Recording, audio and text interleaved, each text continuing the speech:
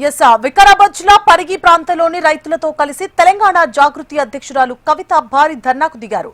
పరిశ్రమల stop and పేరుతో రైతుల నుంచి బలవంతంగా భూములు లాక్కోవడాన్ని నిరసిస్తూ కవిత ప్రత్యక్ష పోరాటానికి దిగారు. వికారాబాద్ ఆర్టీఓ కార్యాలయం ఎదుట రైతులతో కలిసి ఆమె భారీ ఆందోళన చేపట్టారు. ప్రభుత్వం పారిశ్రామికీకరణ ముసుగులో అన్నదాతల పొట్ల కొడుతోందని కవిత మండిపడ్డారు. పరిగి నియోజకవర్గంలో సారవంతమైన సాగు భూములను పరిశ్రమల కోసం సేకరించడాన్ని ఆమె తీవ్రంగా తప్పుబట్టారు. తాతల కాలం నాటి భూములను నమ్ముకొని బతుకుతోన్న రైతులను రోడ్డున పడేయడం అన్యాయమన్నారు. తక్షణమే భూసేకరణ నోటిఫికేషన్ను వెనక్కి తీసుకోవాలని కవిత డిమాండ్ చేశారు.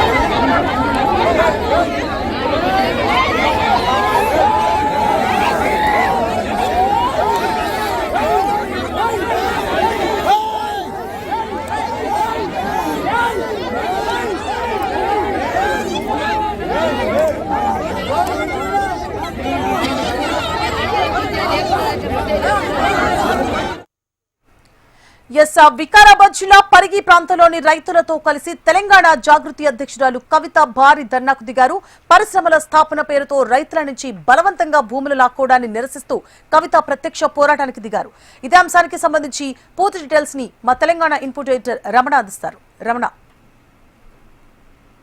పరిగి నియోజకవర్గంలోని రాపోల్ కార్లాపూర్ గ్రామాల్లో దాదాపు 1100 ఎకరాల్లో ఏదైతే నిర్మించాలనేటువంటి పరిశ్రమలు ఉన్నాయో వాటికి సంబంధించి వాటి మూలంగా చాలా పెద్ద ఎత్తున భూములు కోల్పోతున్న రైతులకు సంబంధించి ఆ రైతులకు అండగా ఈరోజు వికారాబాద్ జిల్లా కేంద్రంలోని ఆర్డీఓ కార్యాలయం ముందు తెలంగాణ జాగృతి అధ్యక్షులు కలుగుతున్న కవిత ఇక్కడ చేరుకుని ఎవరైతే విశారద్ మహారాజ్ ఆధ్వర్యంలో ఇక్కడ పెద్ద ఎత్తున ధర్నాకు పిలుపునిచ్చారు. చాలా పెద్ద ఎత్తున రైతులు కూడా తరలి వచ్చారు. సో ఆ రైతులు తో కలిసి ఈ ధర్నాను కొనసాగించిన పరిస్థితుల్లో ఒక సమయంలో ఉద్రిక్త పరిస్థితులు ఏర్పడ్డాయి. అంటే కలెక్టర్ స్వయంగా దీనికి సంబంధించి ఒక స్పష్టత ఇవ్వాల్సిన అవసరం ఉందని కూడా కవిత డిమాండ్ చేశారు. ఏదైతే ఈ కార్లాపూర్ రాపోల్ తదితర గ్రామాల రైతుల భూములను ఇండస్ట్రియల్ కార్డియర్ పేరుతో ప్రభుత్వం బలవంతంగా లాక్కుంటుందని ఆరోపిస్తూ ఈ ధర్నాను అయితే కొనసాగించారు. అయితే ఏదైతే రైతులకు సంబంధించి అంత మంచి భూమిని అనవసరంగా పరిశ్రమల పేరుతో ఎలా ఇస్తారంటూ కూడా కవిత ఈ ధర్నాలో చాలా పెద్ద ఎత్తున ఆందోళన కొనసాగించారు.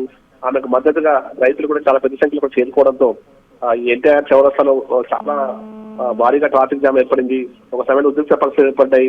పోలీసులు వారందరినీ రోడ్డుపై నుంచి తీసుకెళ్లే క్రమంలో అంటే పక్క తప్పించే ప్రయత్నంలో కొంత మాట పెరిగి అక్కడ ఉద్రిక్త పరిస్థితులు ఏర్పడ్డాయి. కల్వకుంట్ల కవితను అరెస్ట్ చేయడానికి కూడా పోలీసులు ప్రయత్నం చేయడం, వారందరినీ రైతులు అడ్డుకోవడం ఇదంతా ఒక ఉద్రిక్త పరిస్థితులకు కారణం. ఏంటంటే కవిత ఫోన్ లో కూడా కలెక్టర్ తో మాట్లాడారు.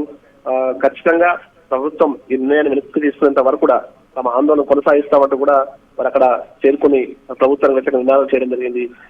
ఏదేమైనా వచ్చే రోజుల్లో కూడా ఈ ఆందోళన ఇంకా ఉధృతం చేస్తామంటూ కూడా చెప్తున్న పరిస్థితి కనిపిస్తోంది. ప్రస్తుతం అయితే ఇంకా ఆందోళన కొనసాగుతోంది.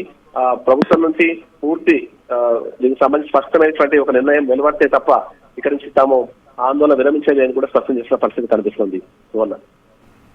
Right, thank you for the updates Ramana.